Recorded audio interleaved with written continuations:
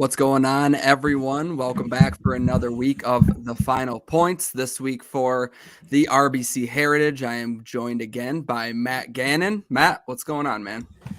So, second week here. Went awesome last week. I know we didn't have the best result possible, but it was an awesome show, fun show, and I'm ready to get back into it. Cash some lineups, cash some bets. Absolutely. So, obviously, the purpose of this show, the Final Points, we're just going to go through the DraftKings, talk about the course a little bit. Like I said, if you're new to this show, Hunter does a course preview, event preview every week. Awesome stuff there. So definitely go check that out on the site. You can use either me or Matt's code to get in on the Fantasy Points golf team's content here. So jumping into the RBC Heritage, though, Matt, a lot different of a course actually than what we saw at Augusta last week in terms of yardage, in terms of what you have to do off the tee, how you have to navigate around there. We've seen a handful of winners, different types of winners over the past years. Looking at the last five, Stuart Sink won last year at 19 under, routed the field. Grillo and Varner were 15 under. The year before that, Webb Simpson at 22 under. Kind of throw that one out of the window because it was coming off the COVID break where they played the Charles Schwab and then went straight to the RBC Heritage. So Webb won that at 22 under. The year before that was CT Pan at 12, Satoshi Kodaira at 12, Wesley Bryan at 13. So we've seen 12 to 19, I want to say, if you throw Webb's out. But what type of golf are you looking for here? Yeah, as we've seen the past few years, you're going. Basically, everyone has a shot here. You don't need to be a bomber. You don't have to hit the ball 320 in the air to win here. You're gonna have forced layups off the tee. You're gonna have to hit your spots.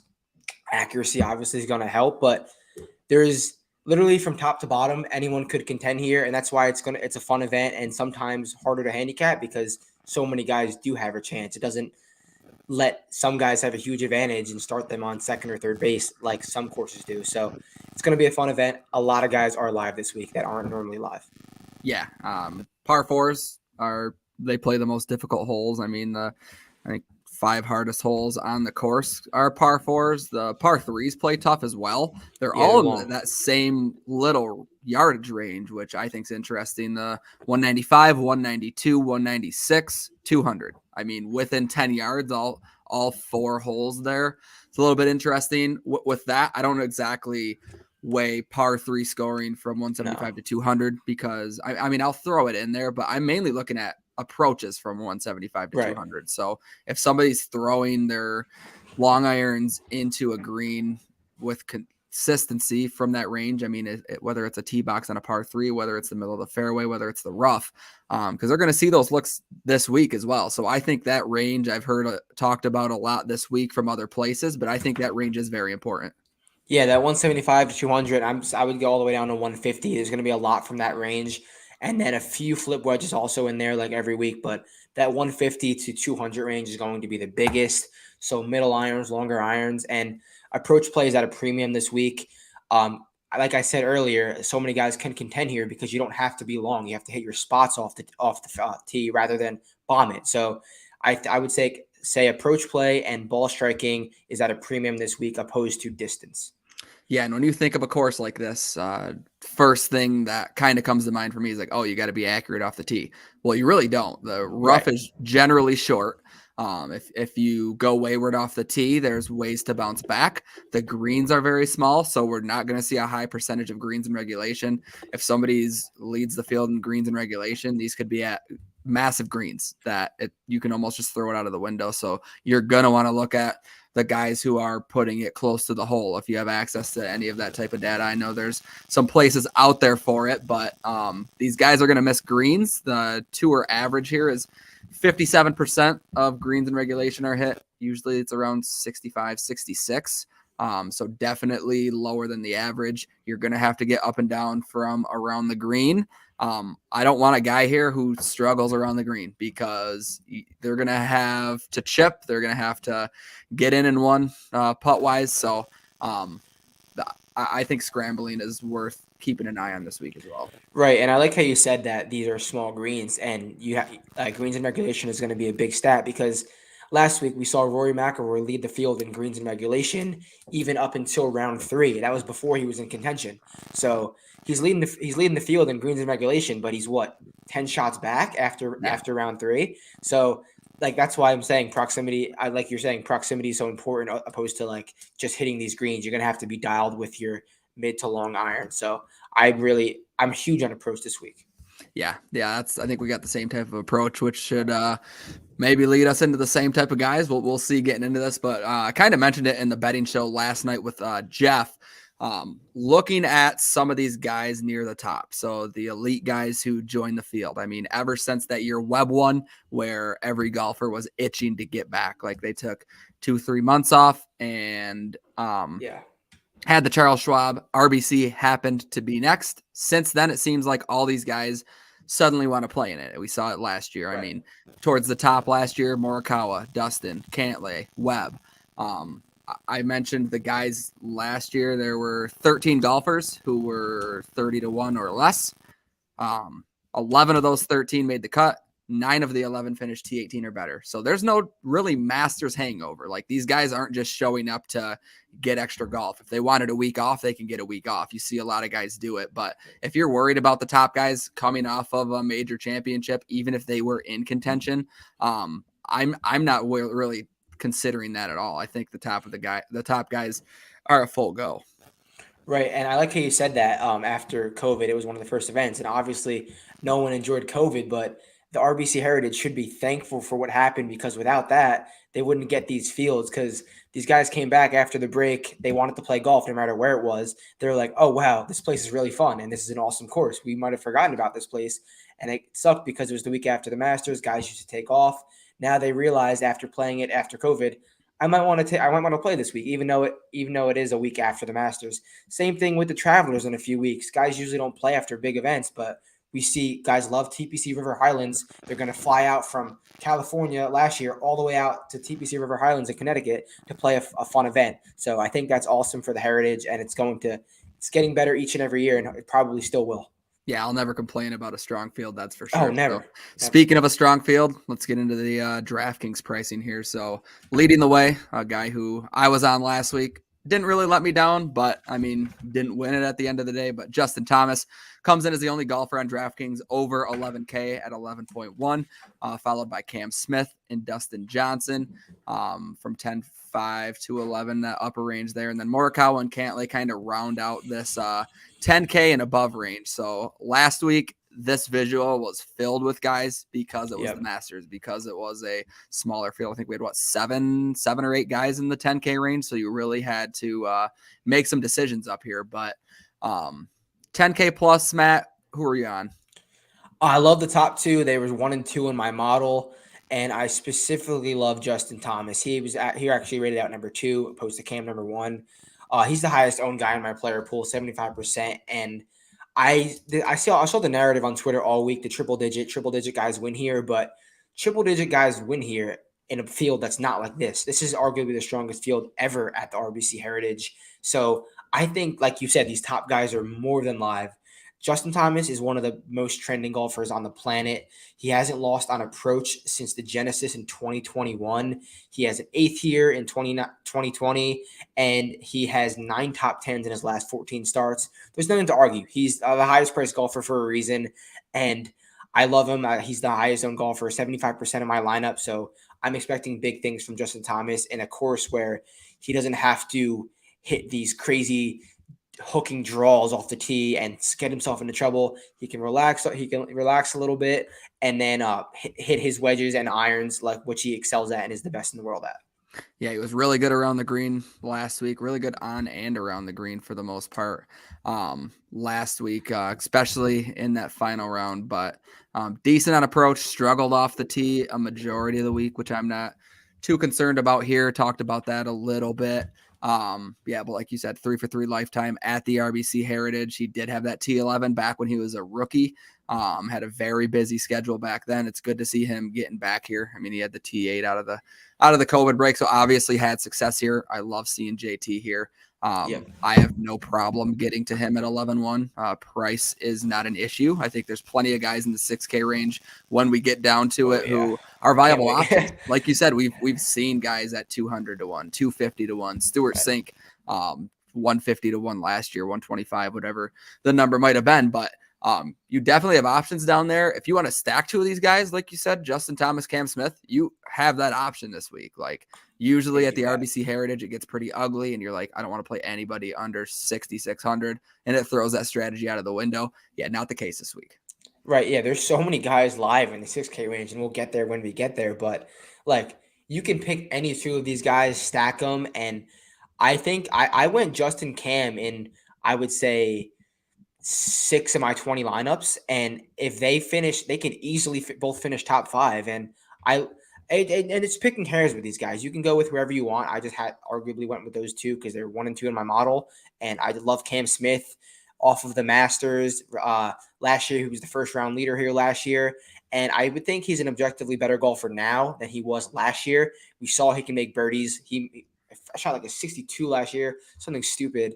And he leads the tour in birdie percentage. So love Cam Smith just as much as I love Justin Thomas. My 2 highest owned golfers, Cam Smith's at 60%, Justin Thomas at 75%.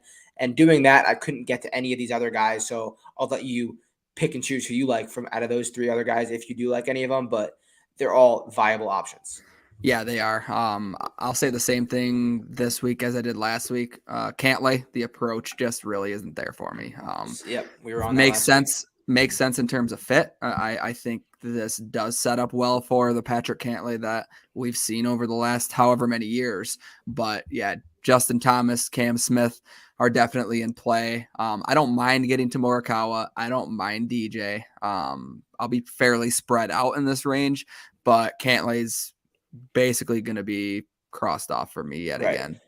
Colin Morikawa kind of does scare me because this is a course where Colin Morikawa should light it up, and he did last year until round 4. I think he shot a 77. He was in the final group with Cink and was out after 2 holes.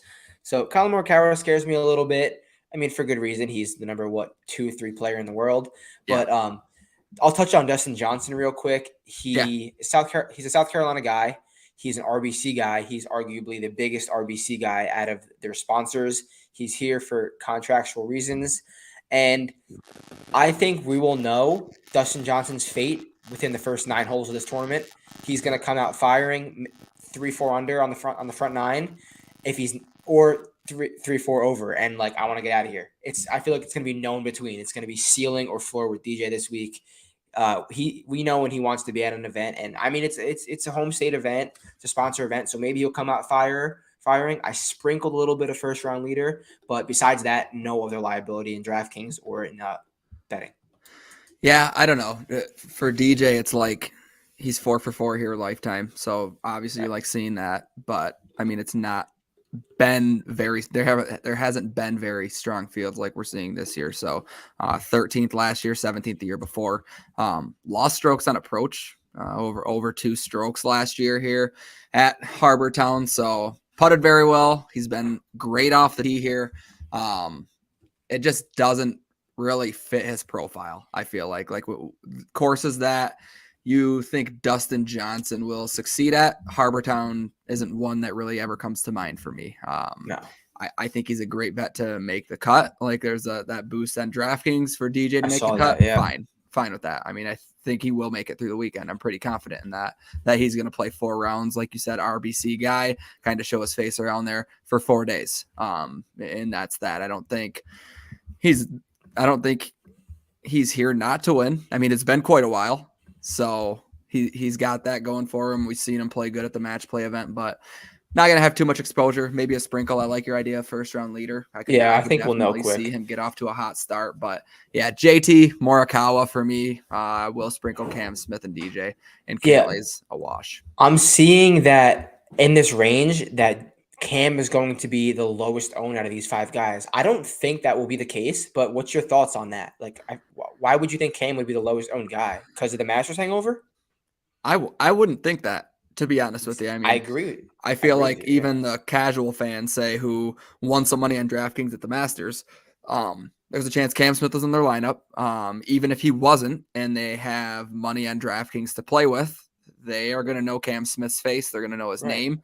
And I'm talking about the casual fan who threw money into, say, play Tiger on DraftKings or whatever, just to get in on the Millie Maker because it's the Masters. Everyone loves it. Everyone watches it. So obviously, anyone that paid attention, even your person who's not a huge golf fan, knows who Cam Smith is.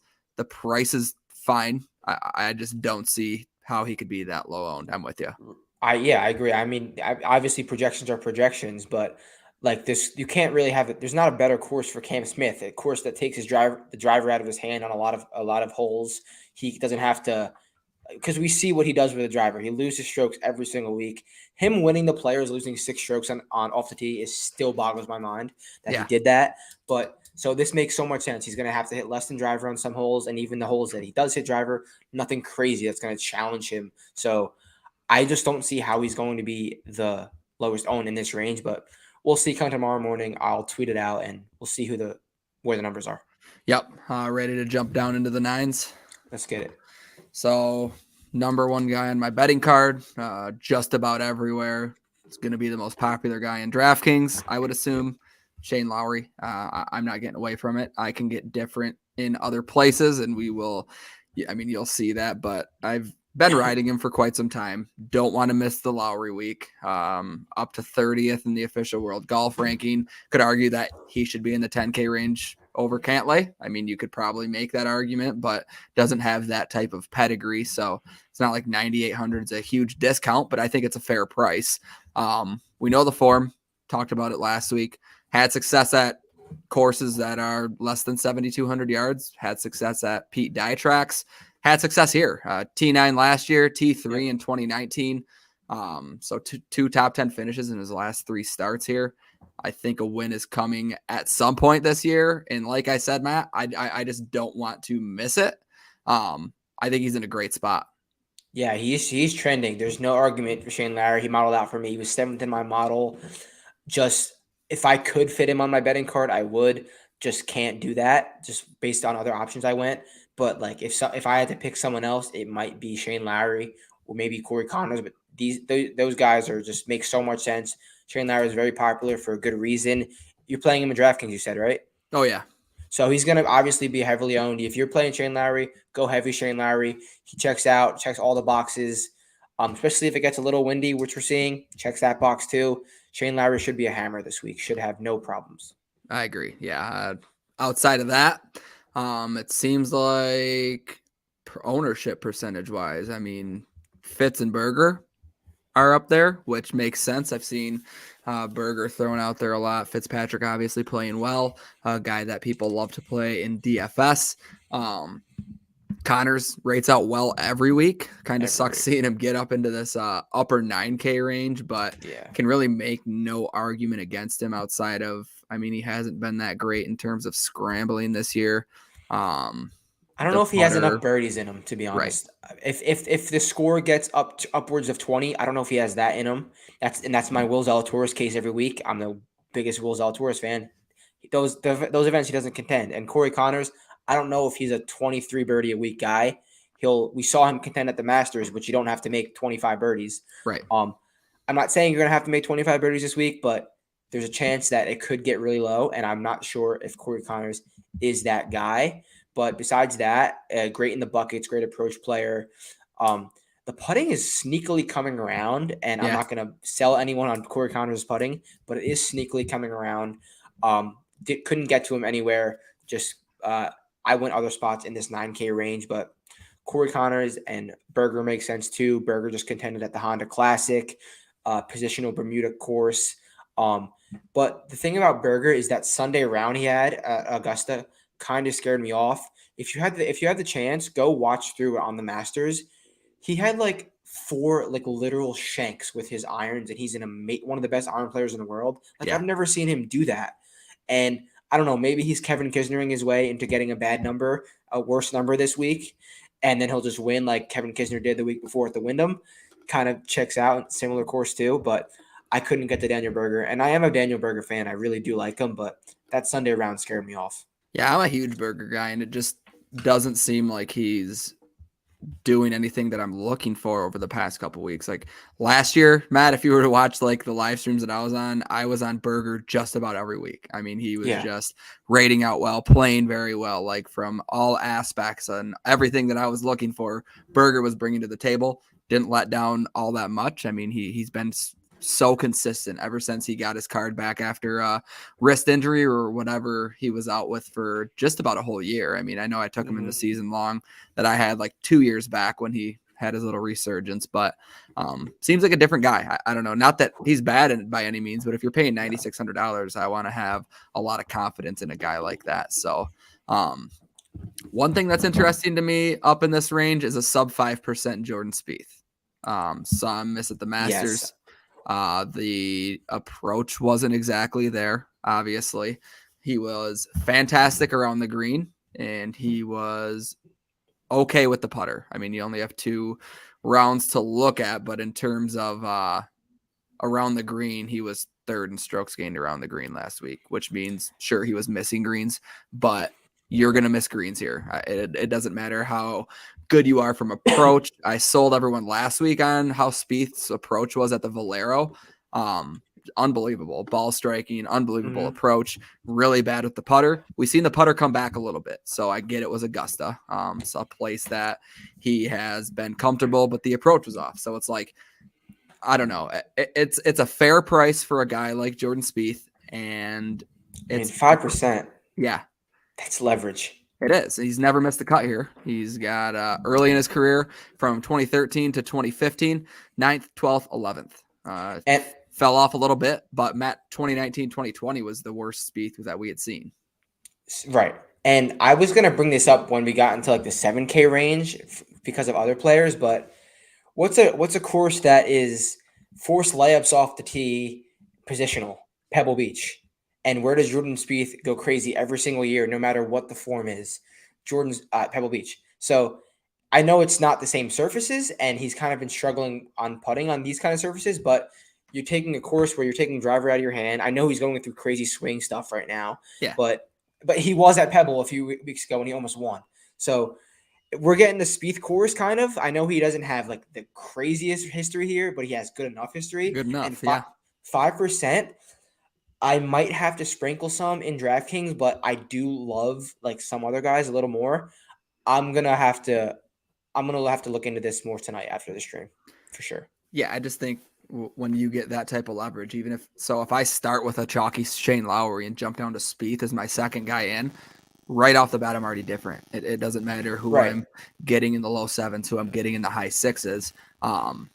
Spieth is there, and I mean, looking at ranks on the season, he's not all that bad. I mean, he's right in the middle. He's had an up and down season. It's not as consistent as what we saw last year, but at the same time, he's shown flashes of fantastic ball striking and approach game.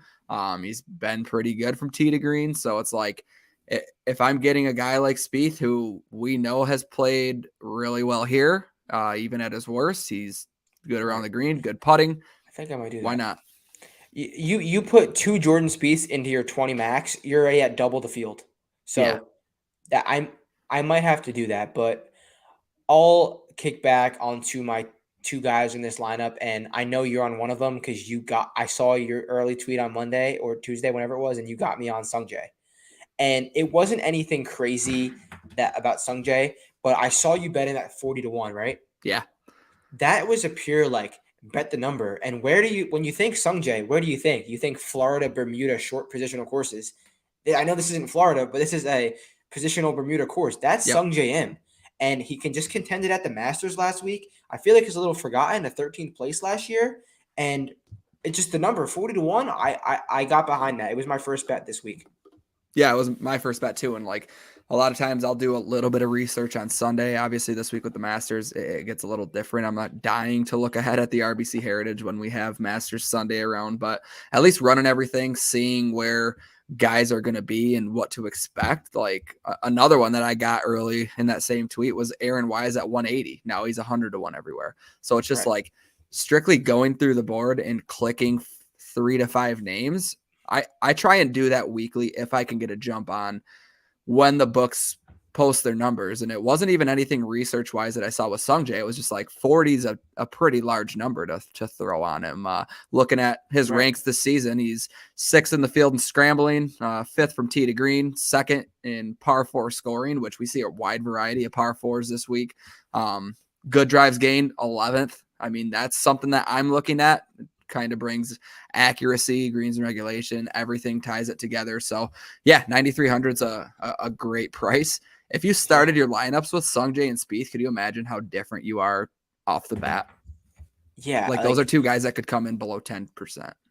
Yeah, I'm seeing Sungjae more towards 15, but he definitely could get low because I feel like I said he's kind of forgotten in this range. And I was literally on the golf course on Monday morning and I saw your tweet. I was like, get this in now. I was in Maryland. I texted my friends in Jersey, bet this for me now because I thought it would move, but it didn't. So I'm happy. Hopefully we can both get a Sungjae win this week. That would be awesome. Yeah. Anyone else you're specific like you like in this range? Because I like one more guy a lot. I do like Henley. I would go back to Henley at 9K flat, but outside of that, I mean, I can't make an argument against Neiman. This whole 9K range is interesting. Solid. I think if you want to take a stand and just completely dismiss the 10K and above, that's fine. I you could really have some good lineups. If you could have some really, really nice lineups if you did that. Yeah, absolutely. I'll talk about Henley real quick. He was third in my model. He is an absolute machine on these types of courses. Finished at the Wyndham Championship. He finished 7th, but that was really like a second place finish. He was leading all tournament and missed the playoff by a stroke when he blew it. Finished 2nd at the Sony. That ticket still haunts me. Lost in a playoff when I had a 5-shot lead. Finished 19th at the Travelers, and he's first in approach this season. You give me a short positional Bermuda course, I'm betting Russell Henley. I know he's not a prolific winner. I'm doing it. I don't care. I know it's the Russell Henley experience isn't exactly the best thing to do, but I'm doing it on these types of courses. Russell Henley just performs well on these courses, and he's objectively a different putter on Bermuda than every other surface. Like he just turns, I don't know how or why, because Russell Henley gets on Bermuda and he's like a good putter. But when he gets on bent, he's just not. It's horrible. I don't get it. It's crazy. Give me Russell Henley on positional Bermuda all day, every day. And he does something that I always look at, and I kind of hinted at some guys last week that kind of followed this trajectory, is T30 at the Masters last week, finished inside the top 8 in ball striking. That says something. Like that really says something. And you said shorter courses where you have to kind of work on where you want to place the ball. The last 2 years, looking at courses less than 7,200 yards, which this obviously falls into, number 1 in the field. Yeah, he's amazing on these courses every single time. It's just like absurd. Like I'm going to bet him, and I know I get shit on it for Twitter all the time. I'm going to bet Russell Henley on short positional Bermuda courses. Like I don't care. He's going to finish 2nd. I don't care. I know he's going to finish 2nd. I'm going to do it just because it fits too well. And I mean, you can look at the couple miscuts he had, whatever. But last year, the T9, he played awesome here and didn't putt well, which doesn't really fit what we've seen from Henley on these type of greens. I'll take my chances on Bermuda for sure. I got him 50% in DraftKings, in 50% of my lineups, and I bet him at 45-1 on FanDuel. So that's where I went in this range. I don't know if I can do outright on him again after the Hideki loss at Sony. That one, that one burned. I cried. I was ready. I'm going to be honest. Some of my friends know this from Twitter. I bought a ticket to Florida, to a plane ticket with the Henley winnings. So he had like a 5-shot lead with 8 holes to go. I'm like, let's go. I hit a big outright. Yeah. I bought a ticket to go visit my friends, and that happened. But it worked itself out. Double loss. Whatever. Double loss. All right. I still get nightmares about it.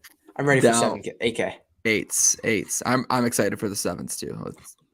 Won't get ahead of ourselves though, but 8K range. Webb Simpson, the absolute definition of a course horse here. Making the cut at the Masters last week showed me enough to say he's healthy. I mean, it's a place that he obviously loves. You can't look at the course history and try and talk yourself out of it. Like I want to play some Webb. he's underpriced here. He really is, given the course history. I mean, maybe there's still an injury concern, but from what I saw last week, it was enough. Yeah. And just like he's a course horse here, he's a course horse at Wyndham, and I would say he's objectively in better form now than he was at the Wyndham, and he was maybe like $1,500 more at the Wyndham. I could be wrong, but I feel like he was a lot more at the Wyndham, late last year. We saw what he did at the Masters. Yeah, he crushes this place every time, but I'm not really a Webb guy. I never was, and I'm not really going to start now. He doesn't move the needle for me, quite simply. But he does make sense. No, I'm not going to argue with you if you're going to play Webb in this spot. He does it every single year for the most part. Yeah, it's really just a course history thing for me. And like, as much as I like Harold Varner III, I feel like 8.5 is a very aggressive price, especially if you're comparing like DraftKings price to outright odds. I get it, it's a whole different ballgame when you're doing that, but at the same time, 8.5 is aggressive, right?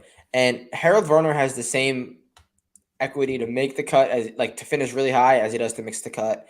He's pretty volatile, but he's playing pretty decent now. He had awesome week at the Masters besides one round, so I think Harold Varner makes a little sense. I really did not like this range at all. I only have liability to one guy in this whole range, and that's Siwoo. I clicked Siwoo pretty early, and when I went through my lineups, I love Siwoo on Pete Dye tracks. Obviously, one at the Players, one at the Amex. The Power Overseed is a big thing for Siwoo. Putts well on that surfaces, and he's got 3 straight approach weeks he's gained. So that's not really what Siwoo does. He doesn't really gain on approach weeks consecutively. So trending Siwoo with some course history is a second here in 2018.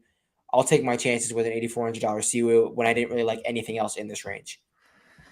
Yeah, I have some exposure to Horschel again. I have some exposure to Noren. I think they're both very much in play. Looking at the last 12 measured rounds, Billy Horschel just checks out again, just like he did last week. I mean, he went hot in the last 5-6 holes on Friday to make it through the cut. Obviously gave me a lot more points than I had expected when he opened the round like bogey, I think, in 3 of the first 4 or 5. Was a little worried, but Hatton was one of my bets that heading into the weekend, I bet him top 20. I liked what I was seeing from approach. Right when I clicked submit, everything fell apart. And when things fall apart for Hatton, it's fun to watch. They go backwards quick. Yeah, kind of looks like me on the golf course. I mean, I like to say that I shape my game after Tyrell Hatton. I've thrown a club in the water before. I've snapped a club. I actually still need to get a pitching wedge because mine's sitting broken in my trunk right now. But we'll get to that another time. It's still kind of cold here in Michigan. Well, with the Sungjae winnings. Yeah, I could do that. Just got to kind of figure out what I need there. So, no, Alex Noren, though, 8,300. I think that's a really good price. Looking at the last 12 rounds, he's number 1 on these par 3s from 175 to 200. Top 10 in the field in approach and tee to green. One of the highest priced golfers who we didn't see last week. And I don't mind that much because great scrambler as well. Yeah, absolutely. I like where Noren's game is trending. Course history wise, what has he done here? Because I feel like this is another place that 28, 21, 25, three straight years inside the top 28. And when you're getting a guy at 8,300, could definitely do worse. I mean, I don't mind getting Noren here at all, actually. So I'm seeing him around like 12%, and that's kind of surprising me. I thought he would be a little bit more chalky. We'll see when that comes. He just feels like I feel like makes sense, a lot of sense, and he'd be very chalky this week. Like I said, I didn't love this range, and Siwoo was the only one that caught my eye, so I'm gonna go with Siwoo. What's your thoughts on Chris Kirk? Because the last time he played, he was like Captain Chalk at Valero. He was like the highest going golfer ever. Yeah, I mean at 8K flat, I can't really talk myself out of Chris Kirk. Seems like he's just been so consistent ever since last year at the Sony, where he got his PGA Tour card back, needed to finish solo second and did it, which is insane. Like I So that you will just do remember that. that for the rest of my life. You Right. just don't see that very often. Because that was a lot of FedEx Cup points that he needed, and he decided to do it the first event of the year. And here we are. He's millions of dollars later. I mean, he's doing great for himself. Looking at stats on the season, 7th in the field tee to green, 11th ball striking, 24th par 4 scoring overall, 25th on approach. The price does seem a little bit aggressive, like I said, with HV3. I mean, I think you can get some more intriguing guys down in the 7s, down in the upper 6s. I mean, if I'm paying $8K for someone, I would much rather just get up to Noren or Varner for that matter. Yeah, and Chris Kirk, he was really chalky coming off of the Florida swing, but that's where Chris Kirk does amazing year in, year out. So I don't know if he really paid himself off with all that chalk at Valero. I think he finished like 17. I don't know how much that was worth it if you played him at the price. So I'm going to be fading Chris Kirk, have no liability, because I just feel like he was chalky for a reason coming off of a place he should have played well in Florida. So it's a no-go for me with Chris Kirk. Yeah, But Valero, I mean, he was T35.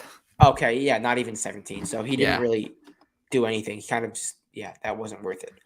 This price is probably based off of course history because he's missed 2 cuts here since 2013, 7th last year, which is a little bit of a recency bias, but yeah, I'm off him at 8K. Yeah, so besides that, I'm Siwoo. I don't really have any other thoughts for the 8K range. Nothing really turns my head here. Yeah, we'll jump right down into the 7K range that gets a little busy. There's going to be a lot of spots to talk about, but towards the top, Maverick McNeely and Jason Kokrak are interesting to me. I talked to Jeff last night about Mav McNeely. Like, I caught an even money on him to top 40. Now he's minus 160 on FanDuel. So feel good about that one. I like Maverick McNeely a lot. I liked him a lot heading into the year. He had an awesome fall. Another guy, like I said, with Noren, who we didn't see last week at the Masters, just didn't qualify. Still in search of his first PGA Tour victory, which is a little bit crazy considering like all the alternate field events or whatever that he's played in, but he's still just 26 years old. I mean, he's got a win or two, I think, in his near future. Playing great golf ever since the start of 2021. I mean, we saw him, I think his rookie year, he really had a lot of ups and downs, kept his tour card, but yeah, he's been really consistent. 2 for 2 lifetime at the RBC Heritage with a T4 last April. Maverick McNeely was T35, right with Chris Kirk. It was $100 ahead of him at Valero. The last time we saw him, top 10 on the field in ball striking, top 10 on the field in approach. It's the kind of the formula that I've held myself to over the last couple of years. If you're good in ball striking and approach and the results not there, it usually all comes and kind of ties itself together. Yeah, Maverick McNeely, I have him in 40% of my lineups. Like I said with Spieth before, I was going to save it for now. The Pebble Beach comp. Remember just a few weeks ago, Maverick McNeely might have been even money to win that event. Everyone was on Maverick McNeely. Everyone was like, "This is Mav's week. He lives there." But this is and he missed the cut. Well, no, he made the cut on the number, I think, but didn't do anything. So Pebble Beach comp, I love him. He finished 4th here last year. He's been trending since his 2nd place at the Fortinet. So I love Maverick McNeely, and the same thing with Hoagie for the Pebble Beach comp. But Maverick McNeely he's a prolific winner. He won the 2nd most times at Stanford University. You know who the first most is besides Tiger Woods? Who? Patrick Rogers. Fun fact. So Patrick Rogers and Tiger Woods share a record together. And then McNeely. So he's a winner. He knows how to win. It's just a matter of time, like you said. Yeah. And my thing on Kokrak, he's another guy kind of like HV3, like a guy who is longer off the tee that plays well at these shorter courses. I mean, he's historically shown that. He plays really well on the par 3s from 175 to 200. Pretty good on the approach from there. Looking at the Masters last week, I had to like check myself and was Kokrak in the Masters T14, and you wouldn't have even known it. Sneaky. Yeah, he was for sure. I feel like I didn't see a single shot from Kokrak for whatever reason, but He was top 10 in ball striking, I believe. Yeah, 10th in the field in ball striking last week, which obviously if you're finishing T14, you're going to be fairly close to that. But doing well from that perspective. RBC Heritage wise, he rates out pretty well early in his career. He had a string from 14 to 16, 12th, 18th, 6th, had a 16th in 2019.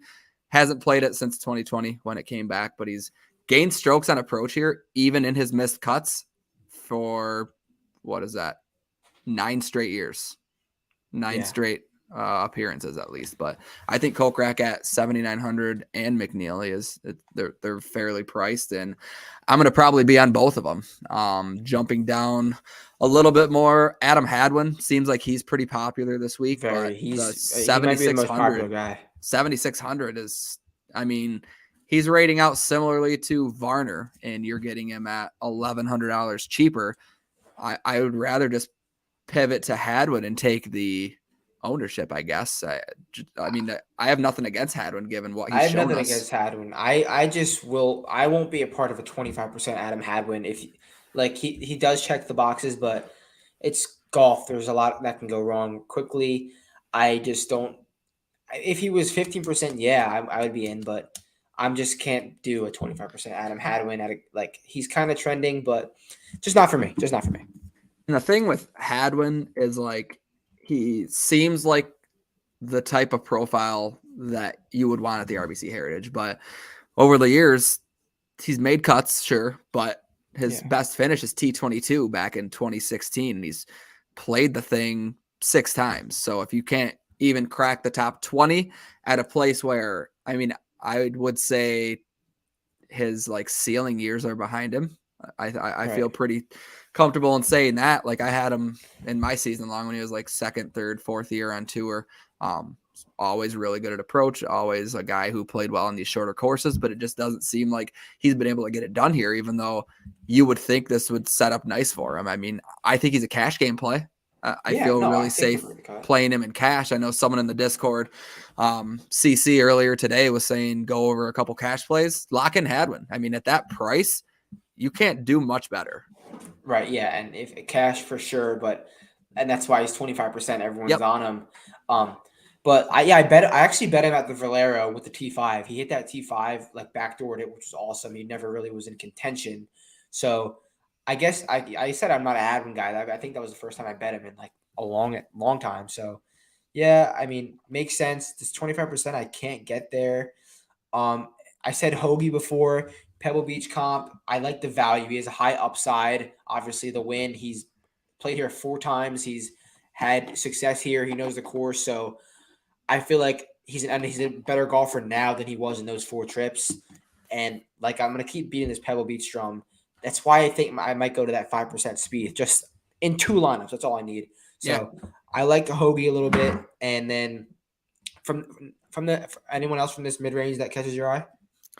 A little more on Hoagie. I mean, the finishes sure haven't really been there like we saw early following the win. But looking at the last 12 rounds, 2nd in the proximity from 175 to 200, 2nd in good drives gained, 10th in ball striking. Hoagie, can't go wrong with that. Yeah, Hoagie and Kirk should probably be swapped in terms of where they're priced this week. I think you can make the case for Hoagie well over a lot of the guys priced ahead of him. I was on him last year before he was really not a big name by any means, but before he was playing this type of golf. We obviously haven't seen this in his long PGA Tour career, but finished T25 last year. He's in better form at a place where he's done all right. He's familiar with. So I think he's a very good price. Outside of Hoagie in this range, I wish Munoz didn't withdraw because I really liked him, but I have to take him out of a few. Mito, not for me. He always rates out well for me. Yeah, he's also in my season long, so I will have tunnel vision on my guys. But if the winning score would be -9 or -12, Mito would I bang him? I don't know if he's got the birdies in him. That's my case for Mito. I like Kevin Na a little bit. I am not a Kevin Na guy at all. Me neither. But I am not a Kevin Na guy at all either. that's what took me off. I thought his ownership is going. I feel like he's going to About be very chalky, like upwards of. Yeah, I'm I'm seeing seeing. like 9-10%, but like you said, I Yeah, could see him being 12 to 15. It yeah. wouldn't shock me in the slightest. I'm seeing too much Kevin Na on Twitter, but I mean, a ball. I wrote this up in my DFS article. I mean, my what's it, showdown article last Yeah, week. He had a ball striking Kevin Na is a scary sight yeah, because it we is. only get it so often, and when we do, he pops. And the course makes sense. Obviously, he's got the success at Sony, but I just feel like this chalk is going to be huge on Kevin Na. I had him in my lineups originally, then I swapped him out. I really like Denny McCarthy. So Denny McCarthy at 5% or less is just absolute hammer for me. He had his best iron week last week since August 2020. Put him on Bermuda, which is arguably the best Bermuda putter in the world, literally best Bermuda putter in the world, and take the driver out of his hand. I don't see now this is going to go horribly, but I don't see how Denny McCarthy won't perform at a spot like this, hitting the ball good, and he's on a surface that he likes. Yeah, And a yeah, 5%. exactly. And you see a course like this, and there's a few guys who fit that profile. He's one that I could definitely talk myself into for sure. Yeah, I went pretty heavy on him too. I got him in 40% of my lineup. So if he T10s at 5%, I should be in business. Obviously I need more to go right, but I really like Denny this week. Steffi Smalls in the comments said Kevin Na with Nah, NAH this week, so doesn't you're right, look Steph. like she's on him there. I'll have to have a side bet or something because I like Kevin Na more now, actually. I'm just kidding. But the one thing about Na, though, approach, led the field at the Masters. I think people are going to see that. And like you said, It's crazy. I can't believe he did that. That is absurd. I can't either. Like, Very weird. If we were to put odds on that, Kevin Na to lead the field and approach at the Masters. Just think of hole 11 alone. Like how, like I feel like Kevin Na not a would guy that comes to mind. That's insane. And also Kevin Kisner birdieing 11 2 days, like that was insane. Yeah. He's hitting like cut 3 woods into that hole, and he's just whatever. We're moving on to this week. Yeah, but this lower 7K range, Russell Knox is fairly interesting to me. Another guy at 7.2 that I wanted to bring up with you, Matt, was Lucas Glover. Second at the Masters last week in strokes gained around the green. He was 16th in ball striking. Another guy who you wouldn't have even known was there, but he has a thing for these shorter courses. Obviously fits that profile. Like when you're thinking shorter hitter, tight spots have to be accurate. Lucas Glover is a guy that does come to mind. He's played here 7 straight years, missed the cut once. His other 6, nothing outside of the top 35. So maybe we just hammer his top 40 and hope that he makes the cut and provides some type of floor at 7,200. But I like Glover. I like Glover too. I don't know if you saw, I tweeted out a DFS pool. He was originally in my DFS pool with like 20 guys. I narrowed it down to 12 just because I want it to be tight, better chances to cash. And I took him out. I just went heavy with McCarthy, but I really do like Glover as well. Maybe I can get him in like 1 or 2 now that you brought it up, but Glover makes a lot of sense. What was he in the Masters off of the John Deere win or wherever he won? Was it Deere? It was definitely a win. He had a win in the end of the season last year. John Deere. Yeah, you're right. July 11. Yeah, so that came out of nowhere, and now he's been, and then he led some field and approach like Sony a month. Yeah, so yeah, it makes sense. And Sony, there you go, comp course. Yeah, all right, Coastal. You might have me on. What's his ownership coming in on? Looking at probably like something stupidly low. No, 5. yeah, 5. Yeah, I mean 5 and no, it'll probably be around 5-6%. I feel like that's a guy who people are going to kind of gravitate towards. It just kind of makes sense. How you feeling about Chucky 3 sticks this week? 5%. I feel like that's literally too high for him because like there's just like. Yeah, this is a spot. Just so many other guys, and yeah, I was on a Howell kick for quite a while, and it doesn't. I mean, this is like 2 years ago. Oh, okay. And when he was like 8,300 every week, just pumping out top 15s, top 20s, but he slowly pushed his way out of that. Talking of like recency, I mean, he's been playing great. I can't. I don't know how really he does deny it, that. I mean, he rates out well for me. I don't think I'll get there, but the last 8 rounds he rated out pretty well for me. If you want to look at like very recency biased, 4th at Valero. I mean, we haven't seen a top 5 out of him since 3M in 2020. Yeah, and I feel like this makes more sense than Valero would, but I don't know. Yeah, We'll you would see. think. Yeah. What's he done here? Actually, thinking he's played here a lot. 19 or 18, miscut, 55, 56, 23. Nothing special. Yeah, nothing that really turns my head. All right. Anyone else in the 7K range you want to talk about? I saw your tweet about Ricky Fowler. I want to hear you this take. I need you That to was a sum me up. joke. And Okay. people took it seriously. Like I took it seriously. I was like, dumb. I reread it and I was like, I shouldn't have said I'm in because it was a joke. Just because I'm a massive Ricky guy. Always will be. I mean, I literally bet him, had him in DFS like before I even did all this. It was always Ricky. Complete joke. When I said 0 for 2 at Heritage, I thought that would tip people off as like I'm not on Fowler, but it wasn't taken that way. So some of my replies I at least got into. And I saw she quote retweeted it, Steph Smalls, and gave you a big red flag about Ricky. I was like, I don't know if I should even like comment on this because is he really that sold on Ricky this week? I don't know. We'll see. I bet about the 3M. So one of the guys I work with actually said too cheap, right, for Ricky, and I was like, I don't know. Actually, I mean it's definitely a fair price. He hasn't shown us too much. In the sixes a few weeks ago at like better fields, which I think he was at like 64 in one field, and like just thinking of Ricky Fowler at 6,400, it kind of makes you upset, but it makes sense now. But for whatever reason, like the approach game this year has been pretty good. I mean, if you're looking at anything, even the miscut at Valero, gained strokes on approach and didn't do much anywhere else. But like the one outlier, Matt, is like took 3rd at the CJ Cup in October, and that's when I was like, here we go. Like it's Ricky time again, and then just back to what we saw. I thought he was going to win that. Like I really did. I bet him once in the past 2 years, and that was at the 3M, and he had the first round lead, and he was contending on Saturday. Then he went in the water on 18, and it was over from there.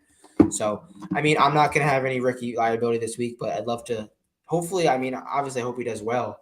I still see him swing the driver, and I love the way it looks. I still love his swing. Just, I don't know, got to put it together. So, anyone else in the 7K range, or you want to move to the 6s? Aaron Wise, I think I'll be pretty heavy on. Same type of thing as McNeely. I think his win, or I think another win, is coming pretty soon. We saw fantastic form throughout the fall. This season, top 10 in greens and regulation, ball striking, par 3s from 175 to 200. I think getting Wise at 7,100 presents a nice little whatever. I mean, he provides some upside here. Just putt it, and he's good. He's got exactly. So I like getting a young guy like Wise, who you don't exactly know what you're going to get from him. But been playing good enough this year. Been playing very well as of late. Past 12 rounds, leads the field in greens and reg. Top 5 in ball striking. Top 5 in good drives gained. The ball striking and good drives gained are going to go a long ways for me this week because, like, you have to be accurate to a point and you have to be long to a point, but you have to be able to maneuver in a way that you're going to set yourself up well. And I just feel like Aaron Wise clubbing down is going to be fine. Yeah, because this isn't Detroit Golf Club. You can't just hit it anywhere. You got to put it in the right spots because there's some spots that you can miss and get into trouble. So, yeah, Aaron Wise makes sense. He could come in at 3%, 3-4%. Awesome. And you said you got a 180 on him. He was down to 35-1 in the fall. Yeah, 35. He was. That's 35-1, and he was first round leading, and like people were saying the events were over because Aaron Wise kept popping up. Crazy. But I mean, he's got to putt it, like I said, and he was putting it in the fall. He hasn't recently, but as we know, putting can pop any week. Yeah, and then the only other guy, haven't decided fully if I'm playing him yet, but Cam Tringale is another guy who was jumping up boards like towards the fall. He hasn't really put it together this year. He had the 3rd at the Farmers right out of the gate. missed the cut at Pebble, 13th at Genesis, back-to-back missed cuts, played bad at Valspar, but the approach has been there, even in his missed cuts. Like, he gained 1.5 strokes on the field at the Players where he missed the cut. He was just horrible off the tee, which he has been for the most part, but we've seen enough upside from Tringale, I feel like, to be able to roster him at $7,000. I just don't know. Depends on how many lineups I'm willing to build this week if Tringale is going to make the cut. I love Tringale in difficult conditions. I bet him at Torrey Pines at Farmers. He finished third. He is just the king of hitting greens with absolutely no proximity to the hole. He hits greens and two putts, and every once in a while will roll one in from like 30 plus. But it's the driver, which makes sense kind of here. So I like him in places that is not horribly hard off the tee, and you just have to hit greens with semi-difficult conditions. That's why I bet him at Torrey. Almost panned out. He finished third, obviously. But, Tringale, I could see it because of the less than driver narrative here. Yeah. But, I mean, he's Cam Tringale. I don't like him I don't like watching him. He's kind of annoying. But, I'm not going to get to him this week. So, want to move to the 6K? Let's do it. Towards the top, who do you got? I went to Doug Gim. Like I said with Siwoo, Pete Dye. Doug Gim does great at these Pete Dye courses, does great at TPC Sawgrass for 2 straight years. He's 6th at the Players. He been here once and gained over 5 strokes on approach, which is what Doug Gim does. He crushes approach. Just got to roll the rock. And Doug Gim, he can have those rounds where he makes 8-9 birdies, and then the next day he'll make 1 birdie with 4 bogeys. So he doesn't really put 4 rounds together very often, but it's a 6K play. You got to take risks. You're not expecting the world from a 6K guy. What else you like about Doug Gim? There's another guy who had that kind of pedigree of he was one of the top amateurs in the world and whatnot. I mean, we've seen peak Doug Gim. He's definitely popped in some places here, but he's always interesting. When you're going to give me Doug Gim in the 9K range, I'm usually going to bite on it. Just pretty consistent across the board. I think, like I said, good price. I wish he was a little bit cheaper because we have gotten that. Course history wise, what are we working with there? He's been here once and he didn't have a good finish, but he crushed on approach. Okay. So I guess good enough. His that's what you want to see. You want to see him hit the ball good. Yeah, even his missed cuts at like API and Valero, still gaining on approach, which he typically does. It was crazy on approach at the Phoenix where he didn't have a great result, but I expect Gim to have a big year, and we saw flashes of that at the Players with the 6th place finish where he was pretty good across the board and put 4 rounds together. I like Gim a lot. Jumping down a little bit more, Nate Lashley has popped out to me a lot. Our staff picks, he was my finishing position bet. I got him, I think, plus 260 on FanDuel for a top 40. And I had who was it? Oh, Munoz, 100-1 is my quote unquote long shot, and flip that over to Lashley. I mean, we've seen him win before, but which is odds at? He's 230, 200 to 1, which we've seen win here before. Obviously, I'm not going to go down that road, but this season, 9th in opportunities gain in comparison to the field, hits his approaches from 175 to 200 extremely well. We've kind of seen him turn the page a little bit here. I mean, the last 12 rounds, he's top 10 in that proximity range that I've been talking about, greens and reg, and opportunities gained. So, I mean, across the board, Nate Lashley's checking out very nicely for me. So my next play in the 6K range is my second highest owned golfer. That's Alex Smalley. Yes. I love him so much. What do we know about Alex Smalley? His game, he is a great ball striker, sometimes struggles with the putter, but he's a Carolina guy. He plays at a Sedgefield Country Club, which is where the Wyndham Championship is, which is a very, very, very similar course. He contended there. He was up near the lead on Saturday, and he just is coming off of a T2 at Corrales, which is another positional Bermuda course. I love Alex Smalley. I bet him at I said I was going to bet him at 251, and then he didn't make the card, but obviously I sprinkled it because that would be You have very to at that upsetting if point, you once you if say you got him something, in you that gotta many do lineups and you don't at it. least throw something on his outright. Yeah, so 65% of my lineups, 250 to 1. Alex Smalley, I love him this week. I really think I'm not saying he's due for anything, but I think he has some upside. Yeah, I like Smalley a lot. Are you worried at all about the miscut at Pebble? I know we've talked about that being some type of corollary, but Yeah, I this kind mean, of stuck out to me. Didn't it does, play horrible. doesn't help. It doesn't Yeah. help, but I just like the Carolina narrative more than anything, and the semi form that he's in with the second place finish at a course with similar greens, and you got to hit the ball good in difficult conditions. Yeah, even in some of his worst rounds worst events of this year, he's been hitting a lot of greens, been hitting a lot of fairways, which is something that you like to see here. I mean, you get him at 6,600, one of my favorite rookies for sure. So yeah, I don't mind Smalley at all. Ready to throw. Let me get this guy's ownership before I try and sell you on a guy who I guess you could somewhat compare him to where Ricky's at. Yeah, you could definitely sell me on guys because I got two more guys left, and I have they're both 45% owned, and I don't love them. Yeah. So I can definitely expand the pool a little bit, and definitely in this range.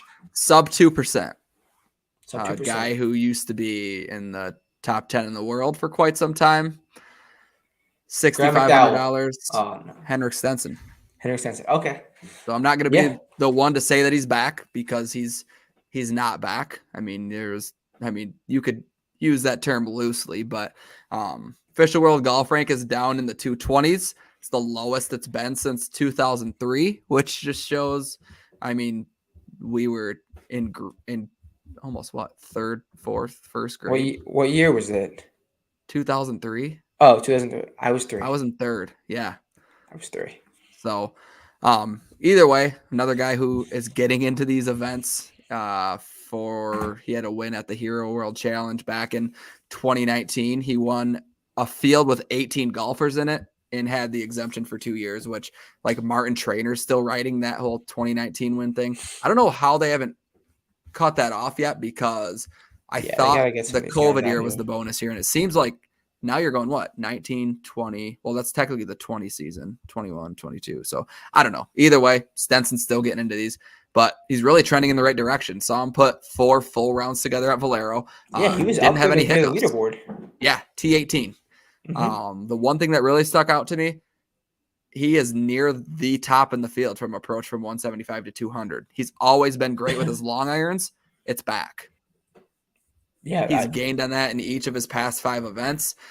Played here once before in 2012. Obviously, not being able to get his card back this year unless he finishes in the top 125 or gets a win. He's gonna play in a lot more of these. We used to see him play 15 to 18 events, or when he was locked into the top 10 or whatever. He would pick and choose, but now he can't. I mean, he missed a cut in 2012 here. Who cares? He was a great golfer in 2012. So, I just think he's trending in the right direction when you're getting him sub 2%. He has, I don't know if I want to say he has upside, but he obviously has the type of pedigree that we've seen him win big events. Yeah, you could definitely sell me on him or whoever your next guy is because the next 2 guys I don't have the strongest conviction on. I got Kramer Hickok, 6,500, low ownership. He's been here. He's never been here before.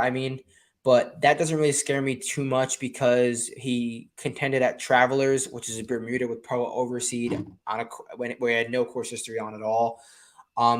He was on the leaderboard at the Players. He was up there for a few days and then he kind of faded out. But besides that, it's nothing really crazy. He missed a cut at the Texas Open. It's more of just the course comp and the putting ability and his ability to pop because he every once in a while he'll have those high finishes. But besides that, nothing crazy, just the course comp and the upside. Yeah, for going course history, it's hard not to bring up Luke Donald, but I feel like the last couple of years where he has missed the cut, he wasn't playing all that well. I remember seeing the course history and being well, Donald's not playing that well. So even though he's done this in the past, he was the top golfer in the world for a little bit. So it's like, obviously those second place, those third place finishes were when he was in his prime, but looking at where his game's at, like there's no denying where the approach is at. He's modeling out every once in a while for me. He's been playing these full strength fields, striping the irons tournament after tournament. Fourth in the field at Valspar in approach. Like I said, the course history, 4 top threes from 2013 to 2017. You've probably seen that 1,000 places, but at $6,300, when he's hitting his irons this well at a place that he has had so much success, cash game play, CC. If you want a cash game play, I think you don't get it a whole lot better than Luke Donald down here, and that's why his ownership's probably going to be around 5-6%. Let me see. Yeah, 4, 5, 6. I wouldn't be shocked if he gets over 5%, but rightfully so. I mean, it's like when you're playing this good from approach, and let me see what type of form he was in when he missed the cut here last year. Yeah, the event before the RBC last year, he lost 3 strokes on approach at Valero. The approach was very subpar, but recently gained over 3 strokes at Valero. Like I said, the Valspar over 6, 4 strokes at Honda. Been hitting his irons really well. Hasn't lost strokes on approach since the Amex in January, and it wasn't much by any means. So I like Donald. I'm willing to get back to him at $6,300. I think he is a cash play this week. Yeah, and like you said, he was awesome when he did well here. Then he tailed off, finding his irons again, which is huge. My last guy who I played in this range, $6,200. That's Graham McDowell. Not anything crazy. He's a past winner here, and he is showing some form. He was leading a very difficult Arnold Palmer for 2.5 days. That's it. Nothing crazy.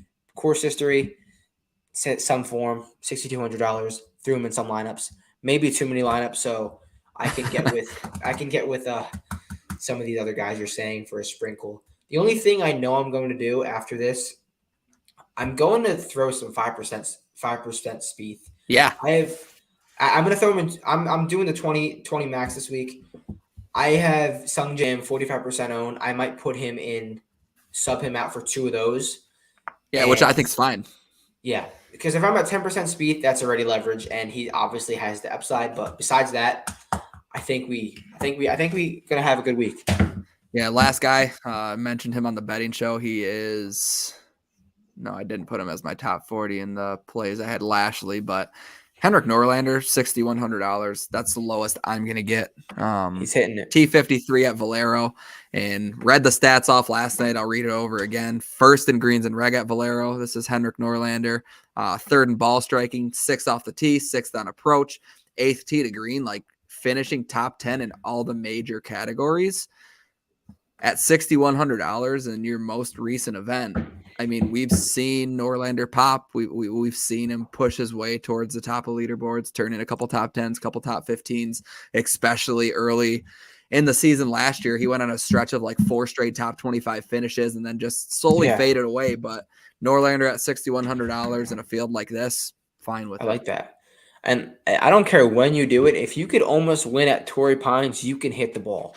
So yeah, I like that Norlander call for sure. And like I said, I have too much of that Graham McDowell, Kramer Hickok, 45% of my lineups. I might be able to sprinkle some of that in there. Just cut it in half. Yeah, and even looking at season stats, he's top 20 in greens and reg. The proximity range that I've been talking about, 175 to 200 yards. Top 30 in approach, top 30 in opportunities gained, and we really haven't seen that much out of Norlander. He hasn't had that high upside of finishes, but it seems even when he was primarily a European Tour player, he would pop his name up on a couple leaderboards, and I think he's a great play at $6,100. If you're going top heavy, you can get to him. I mean, you can definitely get to him in cash games. I think he's better suited for tournaments just because I don't know how much win equity he's really carrying around. He can for sure T10. For sure T10. Yep. Sure. And really all you need at $6,100 is a made cut at the end of the day. Right. I mean, if he's hitting his irons well, that's all I'm looking for. So But like I said, I don't think I'm getting lower than that. Looking at some of the guys at minimum price, if you're, I had Chesson Hadley for a little bit, but no. if you're Looking at his stats, he's just not hitting the ball good at all. Yeah, if you're desperate, I mean, Kevin Tway showed form in the fall, but he's more of like the bomber type who I wouldn't really get to here. I want to look real quick at Scott Brown because I feel like he was decent on the Corn Ferry or somewhere recently. Must have fell off. T28 at Corrales. James Hahn has some upside. There's no form, but he's got some upside. Yeah, Hahn I always like Hahn. This seems like it would fit what he's able to do, but yeah, Scott Brown, 4 solid rounds at Corrales. Not it's actually much surprised else, that James Hahn is flat price. Speaking of 6K flat, I don't know if you're watching the stream right now and got a chance to read the Morgan Hoffman story. Very interesting stuff. Like that's insane. Shocking, actually. Hasn't played since 2019. He was consistently a PGA Tour card holder. So it'll be fun to watch him play. I mean, good or bad. There's no expectations on him. He gets 2 starts on his major medical and then has to kind of go back through it. And he's willing to take that on. He's all for it. He's dying to get back on the PGA Tour, and his head's in the right spot. I can't wait to see what he does. Yeah, it's going to be a fun week, and you could say that it's going to be a letdown after the Masters, but I'm excited to wake up tomorrow morning, turn on ESPN Plus, and watch some golf. So let's go back through our top plays. We'll do top 2 this week, Matt. Top 2 from each range. Starting at the 10K, I'm going to go Justin Thomas 1, Cam Smith 2. I'm going to copy you. Retweet. Down into the 9Ks, obviously Shane Lowry 1. And then I would either go Spieth or Im as my second one in, just based off ownership. Okay, Sungjae and Russell. Okay. 8Ks, a range that I know you're not too thrilled with, but I would go Webb Simpson 1, Horschel 2. All right, Siwoo 1, and then I will Fleet Dirty 2. Ew, I don't like saying. 7K range, massive range. I just got to make sure I don't miss anybody. I'm going to go with, I think McNeely's my 1, and I'm going to go Wise 2. All right, I'll go Tom Hoagie 1, Denny 2. But I love Maverick as well, for what it's worth. Yeah, him and Kokrak. It was hard for me to push Kokrak out of that, but 6K, Lashley is my clear-cut number 1, and 2, I am going to go Henrik Stenson. All right, Alex Smalley for all the money. He will win you all the money. Alex Smalley, and we'll go Doug Gim. Sounds good. Thanks for watching, everybody. We will be here every week. Matt, I'm actually headed to Vegas in the morning, so might not be too active on Twitter, might be a little out of hand on Twitter. I don't know what the week's going to bring, but heading out to Vegas for the weekend. Where you headed? I'll have to. What hotel are you headed to? You know where you're going Flamingo. We'll be at the Flamingo. Fun. So if anyone's around, hit me up, watch some golf. I know the tournament will probably get away from me, especially Sunday when I got to fly back, but I'll be there. Sungjae will be in the lead. It'll be good. Sungjae matchup after matchup. Every day I'm there. Yeah. Just start my day off right. But thanks again, Matt. Good luck this week, everyone. If you have any questions, hit us up on Twitter. We'll see you next week.